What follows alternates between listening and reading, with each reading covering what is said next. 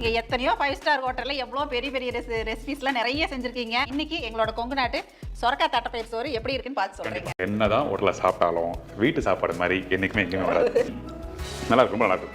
கரூர் ஸ்டைலில் ஒரு lunch box recipe சொரக்காய் சாதம். இதை செய்யறதுக்கு குக்கரில் நல்லெண்ணெய் ஊற்றி கடுகு ஜீரகம் கருவேப்பிலை போட்டு பொரிஞ்சதும் இடித்த சின்ன வெங்காயம் பச்சை மிளகா சேர்த்து நல்லா வதக்கணும்.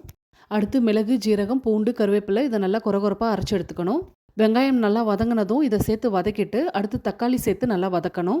தக்காளி நல்லா வதங்கினதுக்கப்புறம் நறுக்கி வச்சிருக்க சொரக்காய் வேக வச்சு எடுத்த தட்டைப்பயிரையும் சேர்த்து மிளகாய்த்தூள் தனியாத்தூள் சாம்பார் பொடி உப்பு இதை சேர்த்து நல்லா ஒரு கிளறிட்டு 2 கப் அளவுக்கு தண்ணி ஊற்றி நல்லா கொதிச்சு வந்ததும் 1 கப் அளவுக்கு புழுங்கல் அரிசியை அரை மணி நேரம் ஊற வச்சு வச்சுருக்கேன்.